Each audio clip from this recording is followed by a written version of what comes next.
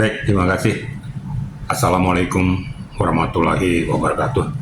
Selamat siang dan salam sejahtera untuk kita semua. Ini sebenarnya sudah saya ulas juga kemarin ya.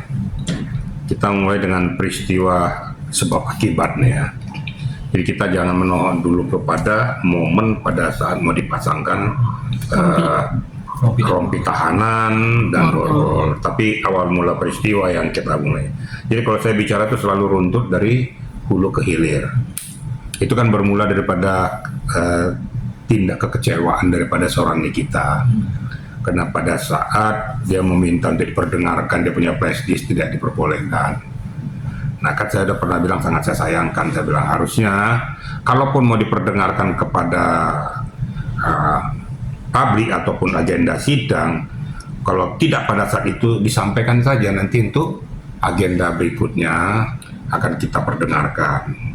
Nah, kita gabungkan dengan ajang pembuktian yang lain, kan begitu. Nah faktanya itu terjadi kan gitu. Nah, setelah terjadi itu kemudian timbul kekecewaan dari yang bersangkutan sampai dengan selesainya persidangan. Hakim meninggalkan lokasi, kemudian JPU juga demikian. Nah tibalah pada saat ya mau kembali ke rutan. Nah memang sudah sesuai dengan SOP ya. Ini SOP internasional loh ya. Jadi jangan ada orang ngarang-ngarang bilang tidak ada dalam undang-undang, tidak ada dalam SOP. SOP-nya baik itu di kepolisian maupun di jaksaan maupun di KPK itu sama. Berpindah dari suatu tempat lokasi ke lokasi yang lain itu pasti digunakan ya. Kenapa? Satu, supaya dia tidak melakukan perbuatan yang dapat merugikan orang lain termasuk kepada dirinya sendiri gitu loh. Yang kedua, bisa saja pada kesempatan itu digunakan untuk melarikan diri karena sudah kalap dia. Masalah nanti setelah itu nanti apa mau ditembak atau terserah nanti, tapi kan sudah membuat suatu peristiwa baru akan terjadi. Nah sebelum itu terjadi, diadakanlah faktor pencegahan dengan cara seperti itu. Nah, jadi itu sah-sah saja, jadi jangan ada yang bilang bahwa itu tidak ada ketentuannya. Ini belajar di mana lagi itu, saya juga nggak ngerti. Gitu. Ngarang-ngarang aja yang ngomong itu. Nah, itu sudah sesuai dengan SOP, jangan-jangan dibuat lagi problematik yang baru. Kemudian kalau ditanyakan tentang masalah kok arogan, bukan arogan. Itu saya bilang itu situasional seperti itu. Saya melihat kok pada saat mau dipasangkan rompi kan Nikita kan lawan, nolak, dilemparkan tangannya. Kemudian terjadi debat di antara keduanya, di antara JPU maupun dengan Nikita. Kemudian perlu saya ingatkan kepada kita semua. Ada yang mengatakan bahwa itu ngapain JPU turun untuk melakukan tuh. Itu di dalam kewenangan JPU. Jangan salah. Kalau petugas yang melaksanakan petugas lapasnya itu atas perintah JPU. Jadi nggak ada yang salah apa yang dilakukan oleh JPU itu. Nah, tinggal cuma hanya dalam situasional itu terjadi kisru seperti yang disaksikan oleh khalayak ramai di agenda persidangan. Yang seharusnya tidak boleh terjadi. Hanya saya mengingatkan kepada kita semua, ya hati-hati dengan agenda persidangan. Berkali-kali saya sudah katakan, mau apapun, ya hakim itu mempunyai hak subjektif, hakim itu mempunyai hak untuk memutuskan sesuai dengan batas kapasitas maksimal, ya sanksi hukum yang diberikan. Demikian juga JPU melakukan tuntutan maksimal, bisa saja. Umpamanya tuntutan maksimal daripada TPPU, nah, dikatakan tuh 20 tahun, dituntut aja 20 tahun sama dia. Nggak ada yang salah dalam undang-undang. Karena apa? Ya itu tadi saya katakan, makanya hati-hati. Makanya di agenda persidangan itu jaga ketertiban itu, ya. Karena seluruh peristiwa persidangan itu adalah tanggung jawab daripada majelis hakim. Dia berhak mengusir siapapun yang mengganggu persidangan. Dia berhak memanggil siapapun untuk memperjelas cerita daripada persidangan tentang suatu peristiwa. Itu perlu supaya sampaikan kepada media dan publik maupun netizen. Boleh kita tuh fans, tapi jangan fans buta. Ya, fans buta tuh bukan malah bagus, malah nanti merusak daripada orang yang sedang bersidang. Nah, ini tolong jangan ikut-ikutan daripada pengunjung teriak-teriak. itu bukan makin baik, malah makin merusak. Nah, cukuplah peristiwa-peristiwa yang lalu sudah terjadi. Nah, ini yang perlu sampaikan kepada media. Cuma pada saat posisi ini memang spesifikasi daripada Nikita meminta hak-haknya supaya diberikan sah secara hukum. Walaupun dia terdakwa, tapi dia punya hak dong. Jadi saya netral ya, saya nggak mau berpihak kemana-mana ya. Jadi supaya semuanya equal, semuanya bisa mencerna hukum, semuanya bisa dapat seedukasi biar jangan sampai salah mempersepsikan peristiwa itu. Gitu kira-kira ya. Pak, berarti benar dong Pak, bersikap tenang bisa meringankan hukuman, dan termaksud Nikmir dengan yang arogan malah memperberat. Lah, saya katakan benar tergantung kepada analisis daripada JPU maupun hakim. Kan saya nggak mau menjas. Tapi sebaiknya kalau kita mau memberikan argumentasi walaupun bertentangan dengan apa yang didakwakan, tetap aja dengan barikade hukum dan undang-undang. Nggak usah dengan sikap yang keras dan lain sebagainya. Tidak akan mendukung. Nah, buktinya sudah banyak kelihatan, Pak. Yang ada kasus narkoba, saya nggak sebutkan lah, ada orang pejabat tinggi lagi, ya, karena teriak-teriak di sana tuh berikan sanksi seumur hidup langsung. Nah, makanya di persidangan itu ada pertimbangan-pertimbangan hakim yang mengatakan, ya, kenapa putusan hakimnya lebih ringan jauh di bawah daripada tuntutan maksimalnya. Ya, karena satu, orangnya sopan, tidak berbelit-belit, mengakui perbuatannya, dan tidak akan mengulangi perbuatannya, dan lain sebagainya.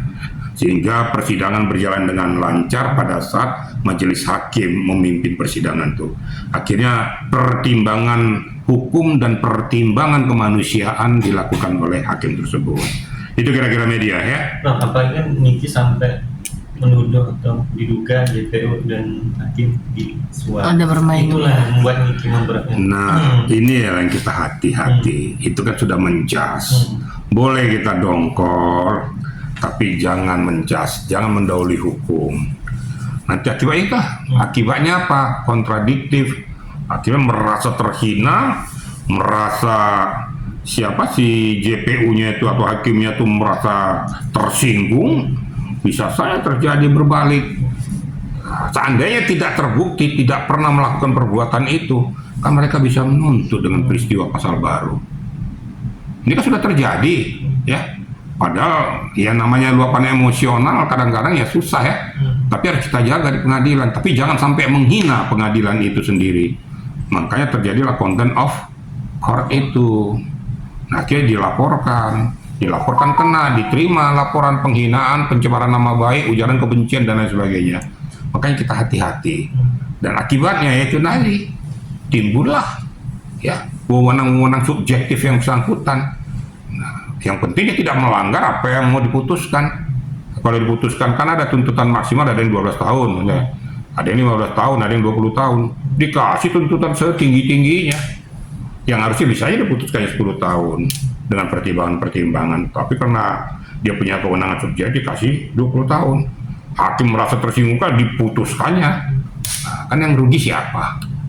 Makanya di agenda persidangan, pengunjung juga tolong jangan membuat keruh situasional persidangan, bukan menguntungkan si terdakwanya, bahkan merugikan terdakwanya. Kalian ketawa-ketawa, tapi kalau si terdakwanya nanti setelah divonis mendapatkan hukuman maksimal, kau mau bikin apa? Jangan kalian tuh teriak-teriak di sana, kasihan tuh, ya. Cukuplah cermati kalau kau masuk ke arena sidang tertib. Kan ada ketentuan, maksud saya jangan melakukan kegaduhan, tertib dan lain sebagainya supaya jangan mengganggu agenda persidangan. Itu kira-kira ya. Pak, tapi ada nggak sih Pak pasalnya yang menerangkan bahwa JPU boleh memakaikan rompi kepada pasal terdakwa? apa? Pasal terdekat. Pasal atau undang-undang? Kok pasal? Ya, soalnya kan ditanya dari pihak yang salah, nggak ada. Itu SOP-nya di kepolisian ada, di kejaksaan ada, di KPK ada, ya. Dituangkan juga di Perpol juga ada, ya. Di kejaksaan juga ada, di KPK juga ada. Itu SOP yang sudah melekat, dan itu SOP-nya itu adalah SOP internasional, ya. Di Amerika saja seketika dia ditangkap langsung wajib hukumnya diborgol. Ya nggak ada itu, siapa yang bilang nggak ada ketentuan undang-undang yang ngarang aja itu. Gitu kira-kira ya. Terkait rompi, Bang. yang tulisan jadi kan di belakang rompinya itu dia tahanan kejaksaan. kejaksaan Mhm. dengan tahanan pengadilan ya. Pengadilan. Nah terus yang punya wewenang atau kehendak Tinggal kita lihat. Iya. Kalau nanti kewenangannya kewenangan kejaksaan, pasti kejaksaan Iya. punya. Kalau sananya kewenangan pengadilan, pasti pengadilan punya. Kalau kewenangan daripada penyidik, pasti kepolisian punya. Dan ada jenis-jenisnya. Ya, warnanya juga berbeda loh. Warna kejaksaan dengan kepolisian dengan KPK beda loh. Makanya tergantung siapa yang punya kewenangan untuk melakukan penangkapan dan penahanan dan berpindahnya dari suatu tempat ke tempat yang lain. Contoh aja, kejaksaan meminta pertolongan kepolisian untuk mengawal ke rutan, kan gitu. Berarti kan dipakaikan oleh petugasnya, tapi itu perintah JPU gitu loh. Jadi nggak ada yang salah. Kalau JPU-nya datang waktu itu memasangkan itu nggak salah. Emang kewenangan dia kok. Itu kira-kira ya. Tapi saat Nikmir memberikan flash disk tapi hakim langsung meninggalkan. Ya kan saya udah bilang, secara pribadi saya kasihan, ya nggak boleh. Ya, kita kan mau tegaknya hukum dan adilnya hukum. Pada saat ini kita meminta supaya diperdengarkan ini, ya setidak-tidaknya kalaupun tidak diperdengarkan pada saat itu, disampaikan kepada yang bersangkutan bahwa akan diperdengarkan pada persidangan berikutnya, gitu loh. Jadi ada kepastian bagi kita akan diperdengarkan, atau mungkin kena durasi waktu dan lain sebagainya. Tapi jangan ditinggalkan begitu aja, tidak memberikan tanggapan dan jawaban tentang masalah bagaimana flash disk saya nih. Ya, ini kan hak saya untuk membela diri saya. Nah, faktanya terjadi seperti ini. Ya inilah buktinya. Nah, sampaikan saja kalau memang kita mau transparansi hukum. Tidak bisa sekarang, oke, kami tampung, nanti akan kita perdengarkan pada agenda persidangan berikutnya. Berarti kan ada kepastian hukumnya kan, gitu kan? Oke, itu aja ya. Siap. Terima kasih.